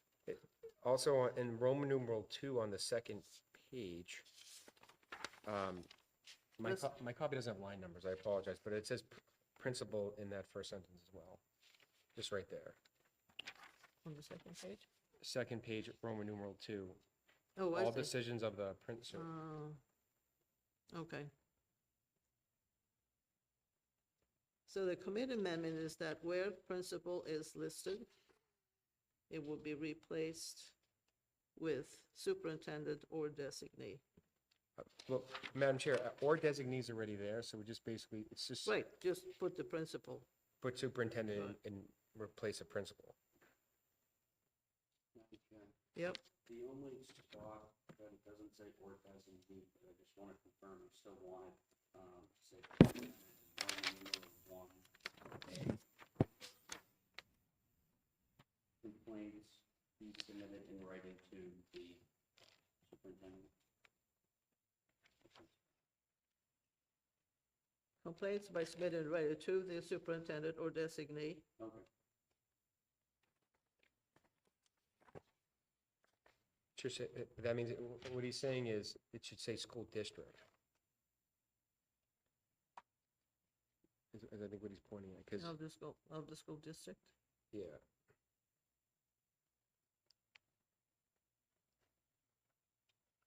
Which would make sense.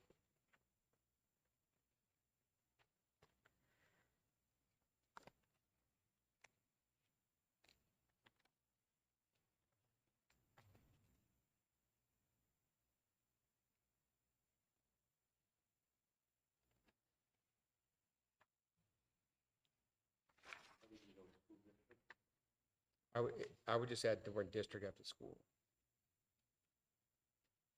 So superintendent of the school district. Yeah. No or designate. Well, that's just where, that's a little different, because that's where you're submitting, it should ultimately be submitted there. Just one. But the thing is, if you don't have a superintendent, you have a principal in the school, that would be, that person is usually the designee.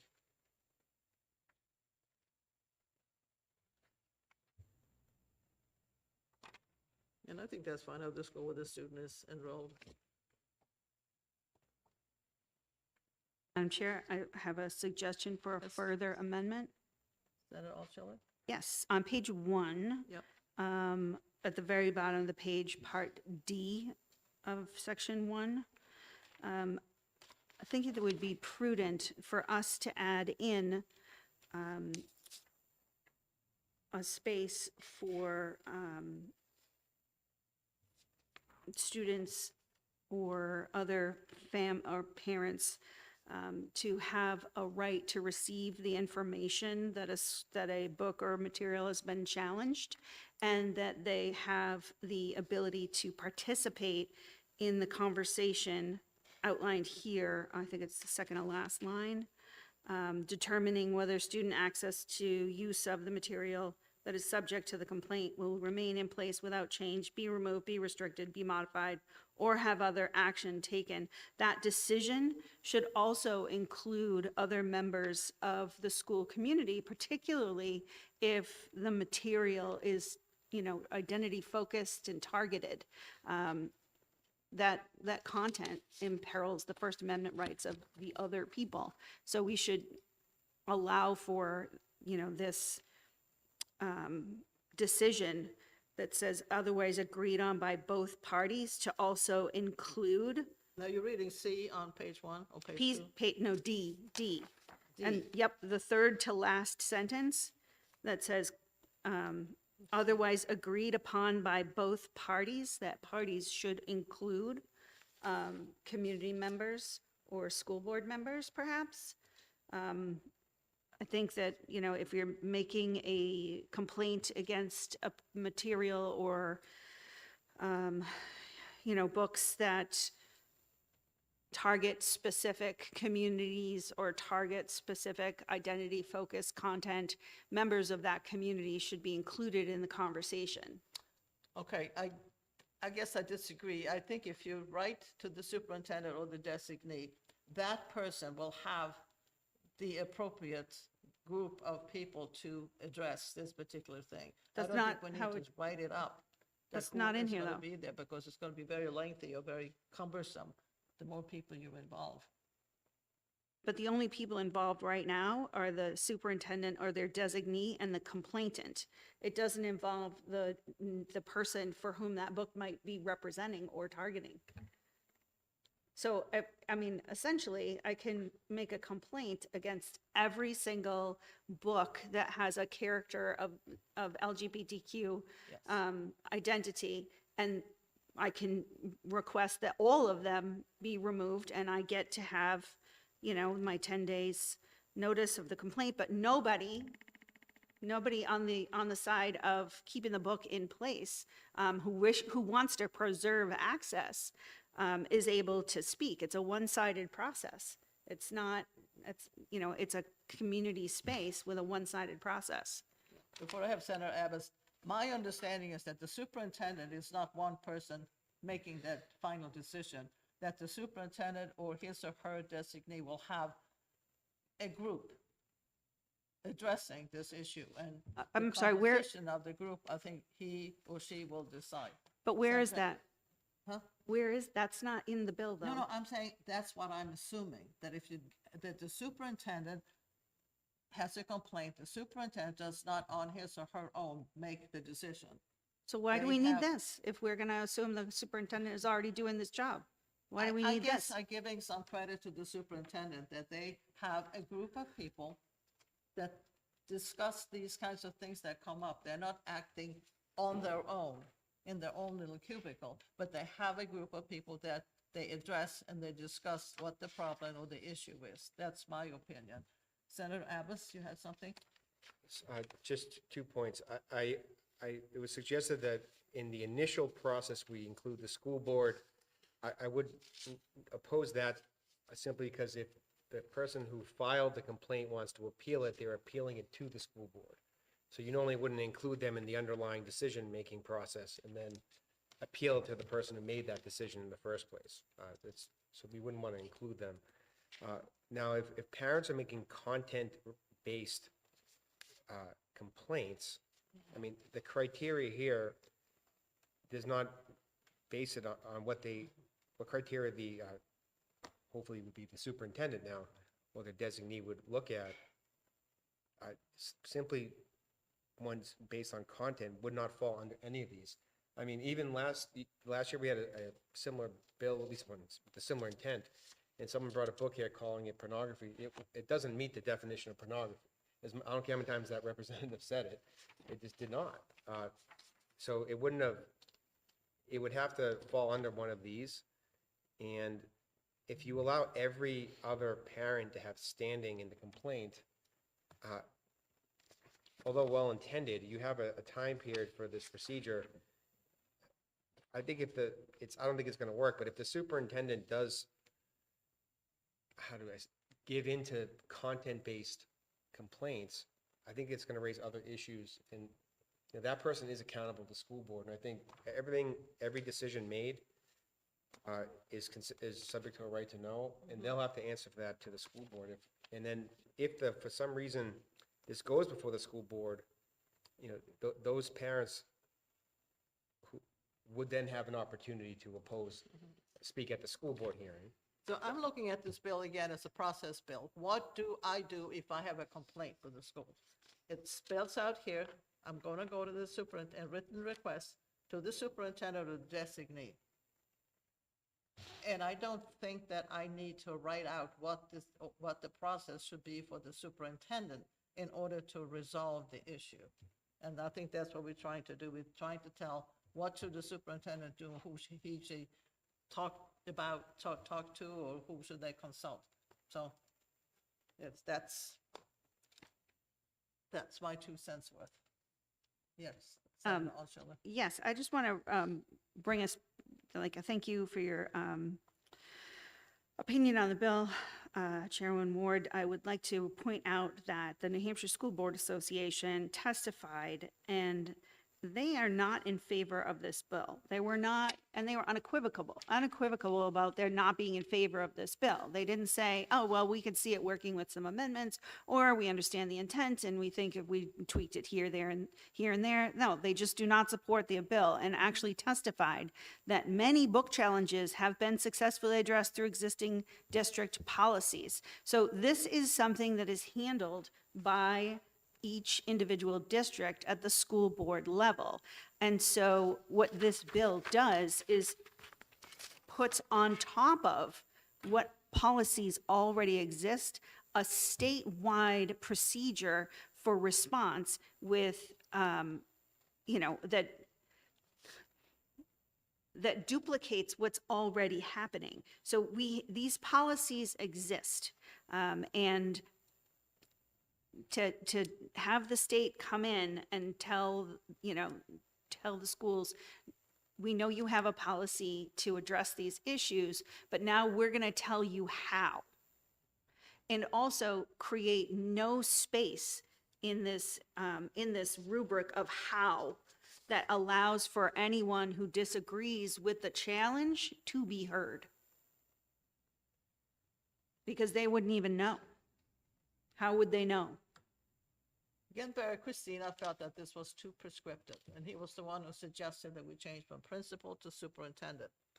It's a process bill that tells me, as a grandmother to my grandson, what is the process that I should use if I have a complaint about anything in the school.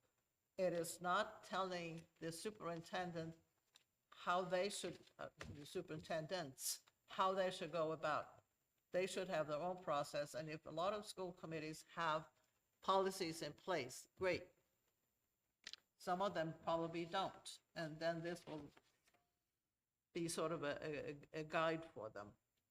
And Madam Chair, the benefit of having a, let's just say uniform policy is that the Department of Education can also make it, issue advisory opinions. Or if there's ever any training seminars for whatever, for superintendents or, they're all looking at the same policy if this comes up in that seminar. And so there is some benefit of having a uniform policy. I think you'll have more consistent results throughout the state.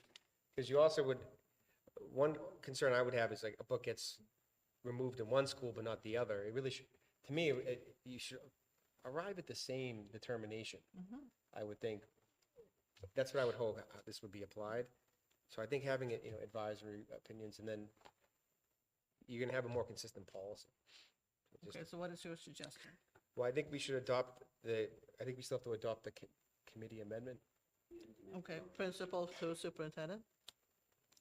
Wherever it says principal, we're just going to replace it with Right. superintendent. Right. And then we add the word under Roman numeral 1A on the first page, after the word school, we just add the word district. 1A, okay. Yeah, instead of the school said district. So would you read that out? So complaints be submitted in writing to the superintendent Or of the designate? school district. Or we can put or designate, Yeah, for the school district, okay. where the student is enrolled. Okay. Got it? Yeah, we Good. just need a motion to accept. Make a motion Okay, to so we accept. have a committee I'll amendment. second. I need a motion to accept the committee amendment. I'll make the motion. I'll second. All those in favor of the committee amendment? Aye. Aye. Senator Altshuler? Aye. Aye. Yes. Yeah, that's 4-1 to the committee amendment. Madam Chair, before we take the vote I on think the it's 4-0. OTPA. I'm sorry, I didn't mean to You're right. interrupt you. It's 1, 2, 3, 4, 4-0. Okay. Before we take the vote on the OTPA, I just want to point out that 12 people signed in support for this bill and 476, so 40 to 1, people signed in opposition. It would seem that this is wildly unpopular and that it is unneeded and nobody wants this. Senator Altshuler, I think if you go back and look at the 476 and find out who they are, I think it's going to be very easy to find out anything that has to do with the schools, the teachers, the unions, they're against it. That has been my experience with when you have an overwhelming opposition. Anything that goes against something that the school board, schools don't want to do, you have a lot of people against it.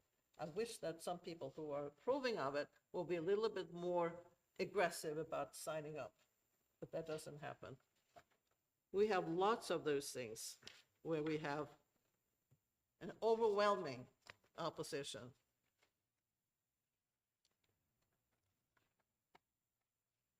So we have the committee amendment. Now a vote on the ought to pass with the committee amendment. I'll move, ought to pass as amended. I second. All those in favor? Aye. Aye. Senator Altshuler? Nope, Nope. Okay, so it's 3-1. And no consent, right? no, thank you. You want to take it out, Abbas? I will. Okay. That takes care of that. Motion to come out of executive session. So moved. All those in favor of coming out of executive session? Aye. Out of executive session. You want to come out of the public hearing? Yes. All those in favor of coming out of the public hearing? Aye. Aye. The public hearing is